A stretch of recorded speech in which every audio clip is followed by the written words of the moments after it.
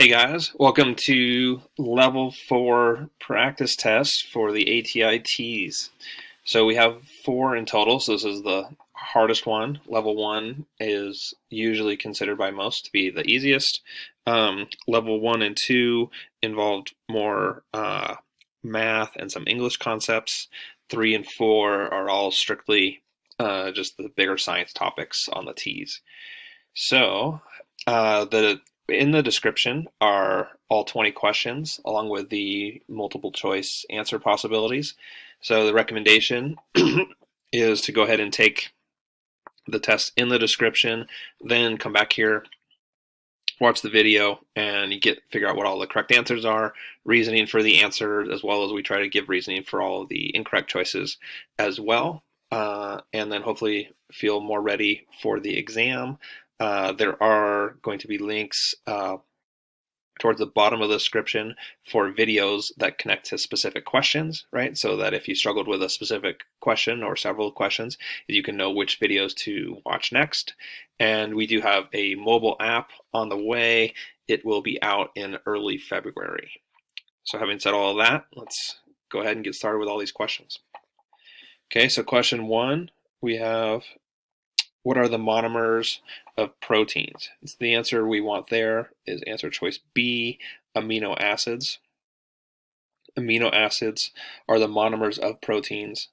Monosaccharides are carbohydrates composed of simple sugar ring monomers. When two monosaccharides undergo dehydration synthesis, they form a disaccharide. Amino acids are linked by a peptide bond that forms with the removal of a water molecule from the carboxyl add amino groups.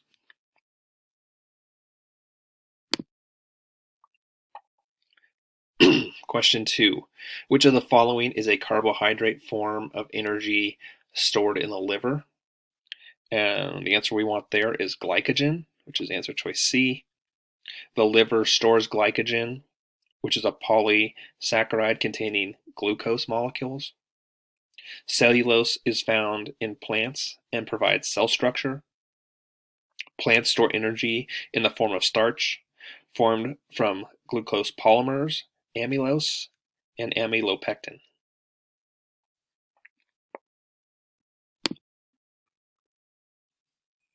The formula C6H12O6 would be accurate for glucose, which is answer choice B. What you want to know is that a carbohydrate monosaccharide, which glucose is, there are twice as many hydrogen atoms as carbon and oxygen atoms. Glucose is made of 6 carbon atoms, 12 hydrogen atoms, and 6 oxygen atoms.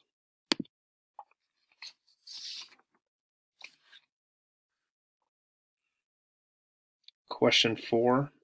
Which of the following is not true about meiosis and mitosis? And the answer we want is answer choice D.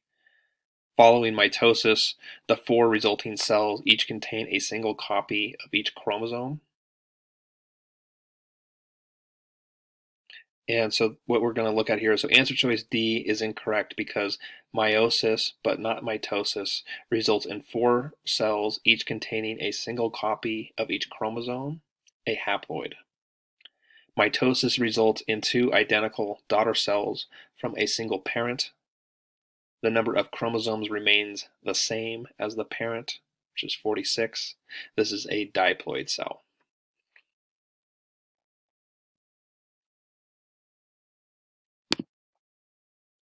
Okay, question 5. Curly hair is dominant over straight hair. What is the probability that a curly-haired father with a heterozygous genotype and a straight-haired mother will have a curly-haired child? Okay, and the answer that we want is 50%. So answer choice B. So let's go over this. So the father is heterozygous. So his genotype would be, let's see if we can write this out a little bit. So his genotype would be like that. Big C, little c, right? the dominant trait will be expressed even if only one copy is present. This means that the genotype combination of capital C, and what we see here, capital C, lowercase c, both result in the dominant trait of curly hair. If you make a Punnett square, you will find that 2 of the 4 genotype combinations are capital C, lowercase c, and 2 are just lowercase c. The chance that the offspring will have curly hair is therefore 50%. If this is confusing, please check out the video on Punnett squares that we have, which is down towards the bottom of the description. Question 6. If brown eyes are dominant over green eyes, which of the following genotypes will result in an organism with brown eyes? And the answer is answer choice D, both A and C. So both the homozygous dominant and heterozygous allele pairs will result in a brown-eyed organism.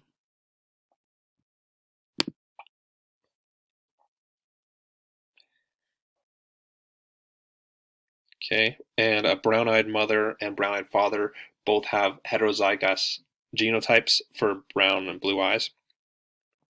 Brown eyes are dominant over blue. What is the probability that they produce brown-eyed offspring? And the correct answer is 75%. Answer choice C. The father and mother are both heterozygous, so their genotypes are big B, lowercase b. The dominant trait will be expressed even if only one copy is present. This means the genotype combination of capital B, and capital B, lowercase b, both result in the dominant trait of brown eyes.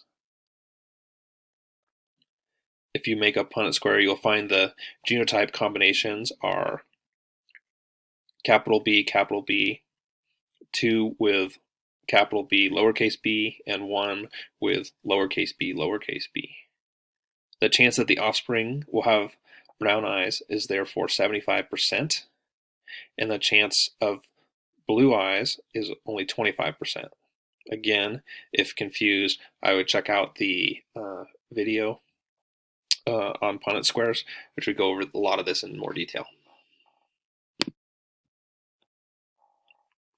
Okay, moving away from dominant and recessive traits here. The sodium and chlorine ions come together to form sodium chloride, NaCl. The sodium atom in this compound loses an electron and becomes Na+, while the chlorine atom gains an electron to become Cl-. What answer choice most accurately describes this process? And the answer is ionic bonding. Answer choice D. Ionic bonds are a chemical bond formed between 2 ions with opposite charges. Ionic bonds form when one atom gives up 1 or more electrons to another atom. These bonds can form between a pair of atoms or between molecules and are the type of bond found in salts. Covalent bonding is when each atom shares a pair of electrons, with each atom contributing 1 electron. Mixtures are materials made up of 2 or more different substances, which are mixed but are not combined chemically. And elements are substances that cannot be broken down into other substances.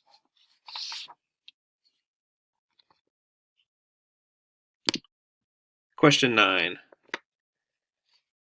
Fluorine has an atomic number of 9, an atomic mass of 19, and can be found in group 17 in the periodic table. Which of the following statements is false about fluorine? And the false statement is that fluorine has only 1 isotope. Because fluorine is in group 17, we know that it is 1 electron short of a complete shell. Therefore, fluorine has a strong attraction for electrons. To find the average number of neutrons, we take protons and subtract them from the atomic mass. Since the number of protons is the same as the atomic number, we know that there are 9 protons. 19, which is the atomic mass, minus 9 equals 10, which is the average number of neutrons. When estimating the number of isotopes, all you do is look at the atomic mass. If it's a decimal, such as 79.9, which is the atomic mass of bromine, then take the number is averaged from more than one isotope. If we see an integer, which would mean a whole number, like 19.0, then it is fair to assume that it comes from only one isotope.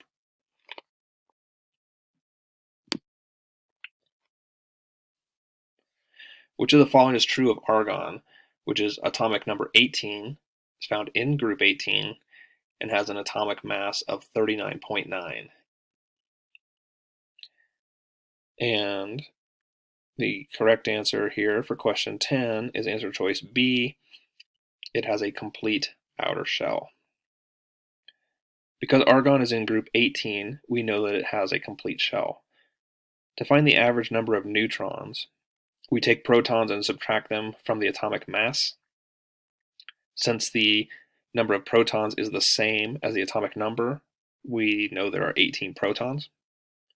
39.9, the atomic mass, minus 18 equals 21.9, which is the average number of neutrons.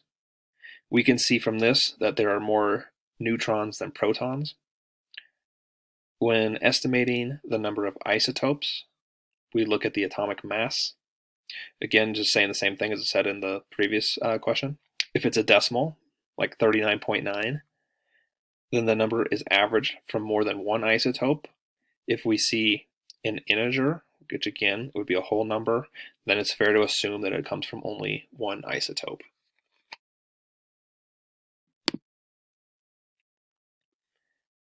Okay, now with density, which type of property is density?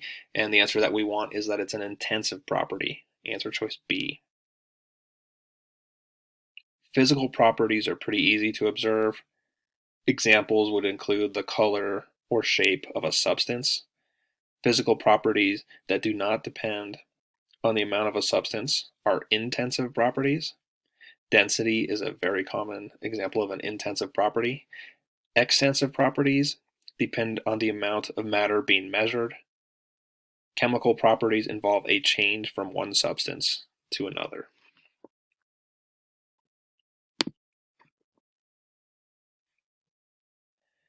Okay, so we got a rectangular block is 4 meters wide, 3 meters long, 2 meters high, and has a mass of 300 grams. What is the density of this rectangular block? And so here in our answers, MC is just meters cubed. Okay, so density, what we want to know first, density equals mass divided by volume. So the mass was given to us at 300 grams. To find volume, we need to multiply the width, length, and height together. So this results in 24 meters cubed. And then we just divide the two, right? And so when we take 300, which is the mass, divided by 24, the result is 12.5. And so answer choice B is the one that we want.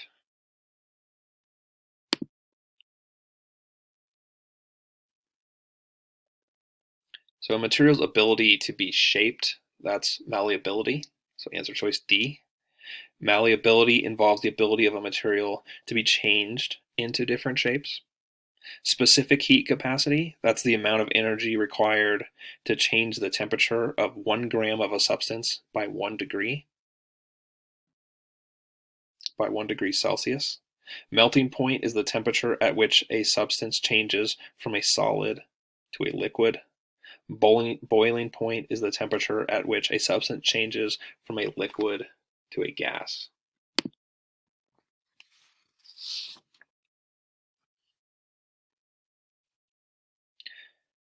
Question 14 here. The amount of energy needed to melt the ice after it has reached the melting point is called the latent heat of fusion, and that is answer choice A. The amount of energy needed to boil all the water into steam is called the latent heat of vaporization. During sublimation, a solid that is at a temperature and pressure below its triple point, which is the point at which temperature, pressure reach an equilibrium so that the solid, liquid, and gas of a substance can all exist at the same time, turns directly into a gas when enough heat energy is applied. And deposition is the opposite of sublimation. A gas that is at a temperature and pressure below its triple point turns immediately into a solid when heat energy is removed. Q15. If there is a change of heat of 10,000 calories and the substance has a mass of 200 grams, what is the latent heat of the substance in calories per gram? Okay, so first we need to know that, write this one down. First we need to know this little formula. H equals ml. And within this formula, heat is the change in heat calories. M is the mass of the substance in grams, and L is the latent heat of the substance in calories per grams. So in this question, we are given H and M and need to solve for L. Okay, so if we write this out, we will end up with, right, so we have 10,000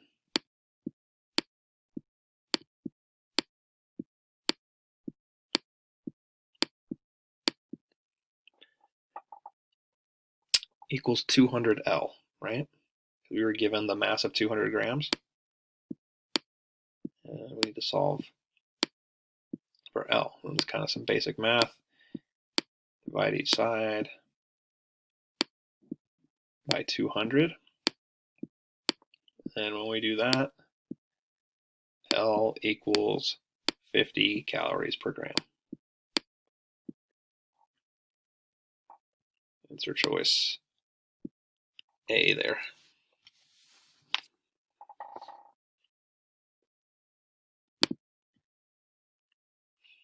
Okay, it's question 16.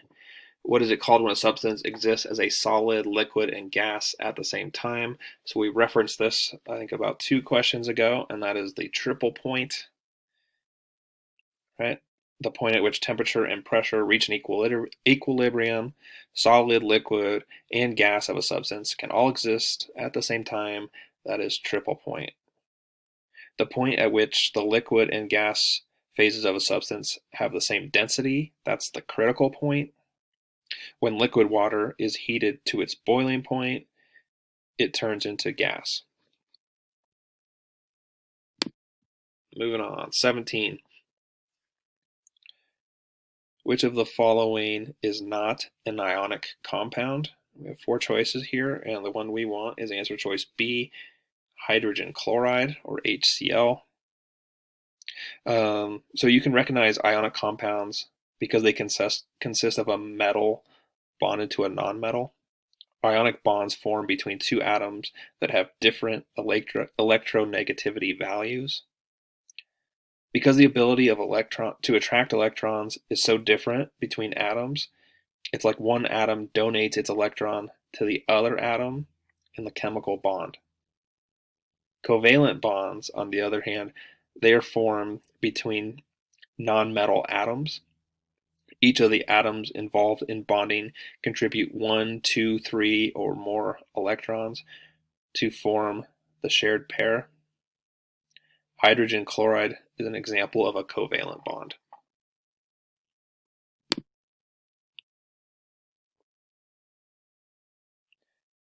Okay, so gas burning, what is that an example of? This is a pretty common question, and the answer is that it's exothermic. Exothermic reactions involve the energy usually being transferred as heat energy, causing the reaction mixture and its surroundings to become hotter. A burning candle could be another example of an exothermic reaction. Activation energy is the amount of energy needed to get a reaction going. Starting a fire would be an example of activation energy.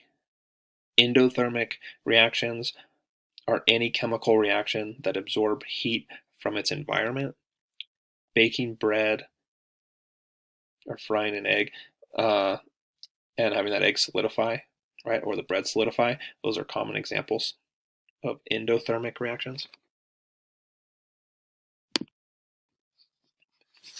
Okay, we got two more here. Okay, so the answer choice we want on this one is answer choice A. This is the chemical formula for photosynthesis. A chemical reaction involves rearranging of atoms of the same or different elements to form new substances. You have to break the reactants apart to get the correct formula for the products. 6CO2 can be rewritten as C6O6. 6H2O can be rewritten as H12 plus 6O2. When we combine these two, we get C6H12O6 plus 6O2. And if this is confusing, we also have a video that will show up down at the bottom of the description that I think will be very useful. And then finally, question 20, which of the following is not true of fatty acids? And the answer that we want is answer choice A. They are made of amino acids. Fatty acids are long strands of hydrocarbons and are used for long-term energy storage in the form of triglycerides. Proteins are made of amino acids. Okay, so that gets us to the end of the level 4 practice test for the ATI TEAS. I hope this video has been useful. And if you have if there's anything that didn't make sense, certainly leave a comment and we will get back to you as soon as we can. Again, I think the other videos that are linked to at the bottom of the description can be very useful in helping us to learn more and see more examples of what we've been talking about, and also look out for that app. Best way to know when the app is out is just to follow us or to subscribe to the channel rather, and we will be updating you as we're getting closer in the day that we actually release the app. So anyway, thank you for your time, and we'll see you on the next video.